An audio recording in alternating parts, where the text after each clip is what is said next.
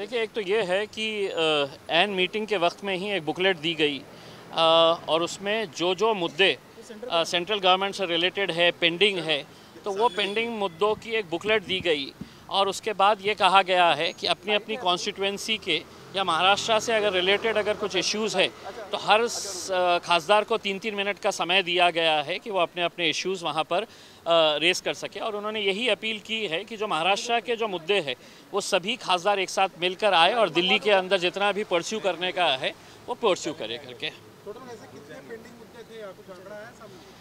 देखिए, मेरे हिसाब से तकरीबन 60-70 के करीब ऐसे इश्यूज़ है जो सेंट्रल गवर्नमेंट के पास प्रलंबित है, तो उसको फॉलो अप करने के लिए कहा गया है। अगर उदाहरण के तौर के ऊपर अगर देखा जाए तो मराठी को जो एक कल्चरल लैंग्वेज का दर्जा दिया जाना चाहिए, ये पिछले 8 साल से हम सुनते आ रहे हैं। हर अधिवेशन के अंदर संसद का जब भी अधिवेशन होता है, हर खासदार ये मुद्दा उठाता है। सरकारें बदल जाती है लेकिन मुद्दा वहीं का वहीं रहता है। अब सवाल ये है कि अगर ये मुद्दा आपने यहाँ पर रखा है तो सरकार तो आपकी है। मराठी को अगर अभिजात का दर्जा देने का है तो आपको किसने रोका है? आप यहाँ पर हमको कह रहे हैं कि जहाँ के परस्यू करो करके, जबकि आप अगर वहाँ पर जाके बैठे, सरकार आपकी राज्य में भी है, केंद्र के अंदर भी है, आप दे सकते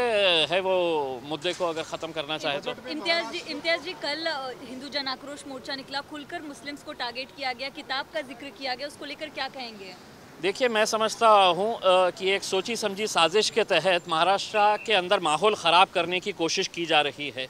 हमने इससे पहले भी जितने भी ये मोर्चे महाराष्ट्र के अलग अलग शहरों के अंदर देखे हैं, जिस तरह की भाषा का इस्तेमाल किया जा रहा है और एक विशेष वर्ग को निशाना बनाया जा रहा है, ख़ासतौर मुसलमानों को टारगेट करके जिस तरह की अभद्र भाषा का इस्तेमाल किया जा रहा है, हम महाराष्ट्र के गृह मंत्री से, महाराष्ट्र की पुलिस से अनुरोध करना चाहेंगे कि महाराष्ट्र के अंदर ये जो एक साजिश के तहत जो माहौल ख़राब करने की कोशिश की जा रही है और उसको नाम दिया जा रहा है लव जिहाद। आज मुंबई के अंदर कितने कॉलेजेस के सामने मैंने ऐसे पोस्टर्स देखे हैं कि जो समाजों के बीच में दरार पैदा करने का, तेड़ निर्माण करने की जो साजिश की जा रही है, वो मेरे हिसाब से महाराष्ट्र के लिए अच्छी बात नहीं है। और जहाँ तक तेलंगाना के जो MLA है जो आया था अभी कुछ दिन पहले ही, वो जेल से रिहा हुआ है अपनी भाषा की वजह से, और अगर आकर वो यहाँ पर फिर उतनी ही मस्ती अगर झाड़ रहा है तो कहीं ना कहीं महाराष्ट्र को ये देखना पड़ेगा कि महाराष्ट्र का माहौल ख़राब करने के लिए अगर कोई तेलंगाना का लीडर आकर या बाहर के राज्य का कोई लीडर आकर यहाँ पर महाराष्ट्र के अंदर माहौल ख़राब करने की कोशिश कर रहा है तो कहीं वो उसे भेजा तो नहीं जा रहा है कि महाराष्ट्र के अंदर सरकार अच्छी चल रही है, महाराष्ट्र के अंदर कोई दंगा फसाद नहीं हो रहा है, तो जाओ और वहाँ पर माहौल ख़राब करके आओ करके। सर, उस मोर्चे को लेकिन भाजपा का भी समर्थन था। देखिए, हमारा यही कहना है कि जाति धर्म के नाम के ऊपर ये जब मोर्चे निकाले जाते हैं तो एक संकेत ऐसा मिलता है कि इलेक्शन करीब आने वाले हैं करके, क्योंकि जब मुद्दे नहीं रहते हैं तो जो सरकार में बैठे हुए होते हैं उनको लगता है कि चलो हिंदू मुस्लिम फिर से किया जाए, जाति धर्म का फिर से तो एक नया फतूर छोड़ा जाए करके। तो अब इन मोर्चों के तहत जो माइनॉरिटीज़ और विशेषकर मुसलमानों को और क्रिश्चियंस को जो टारगेट किया जा रहा है वो मेरे हिसाब से कहीं ना कहीं रुकना चाहिए। हमने कोल्हापुर के अंदर इतने गलत तरीके के नारे लगाते हुए हमने सुना है, मुंबई के अंदर इतनी अभद्र भाषा का इस्तेमाल करते हुए सुना है, तो अगर वो भाषा का इस्तेमाल कर सकते हैं तो ये मत समझिएगा कि हमारे मुंह में लड्डू है और हमारे मुंह में ज़बान नहीं है। हम भी ज़बान खोल सकते हैं। क़ायदा इस देश के अंदर अगर उनके लिए है तो वही क़ायदा मेरे लिए भी है उसमें। तो अगर वो बोलते बोलते अगर थकेंगे नहीं तो कहीं ऐसा वक्त ना आ जाए कि उनको जो ज़बान में समझ में आता है वही ज़बान का इस्तेमाल हम भी करें, और तब सरकार के हाथ में कोई नहीं रहेगा फ़ैसला लेने का अधिकार, क्योंकि वो जब बोल रहे थे तो तुम खामोश हैं, अब मैं बोल रहा हूं तो भी तुमको खामोश रहना पड़ेगा। रामचरितमानस को लेकर भी विवाद है, उसको किस तरह देखते हैं आप?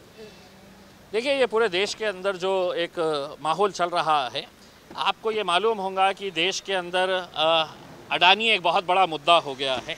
और वो अडानी के मुद्दे को भटकाने के लिए आप देखेंगे कि कैसे कैसे नए नए मुद्दे आने वाले हैं उसमें। तो ये सब जानबूझकर भटकाने के लिए ऐसे मुद्दे बहुत सारे आने वाले हैं अभी आने वाले कुछ दिनों के अंदर। Thank you. कांग्रेस के एमपी आज नहीं है यहाँ पे, ऐसा लगता है कि बहुत कम वक्त दिया था, बहुत कम दिन पहले सूचित किया गया था बैठक को। नहीं, सूचित तो बहुत पहले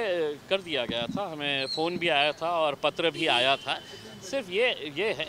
मुझे तो कम से कम है तो एक 8-10 दिन पहले ही आ गया था। फिर जब टाइम चेंज हुआ उसका 3:30 बजे था, 5:30 बजे, तो उसका भी है तो 3 दिन पहले ये आ गया था उसमें। मुझे पता नहीं है, सिर्फ मेरे हिसाब से एनसीपी के एक एमपी ही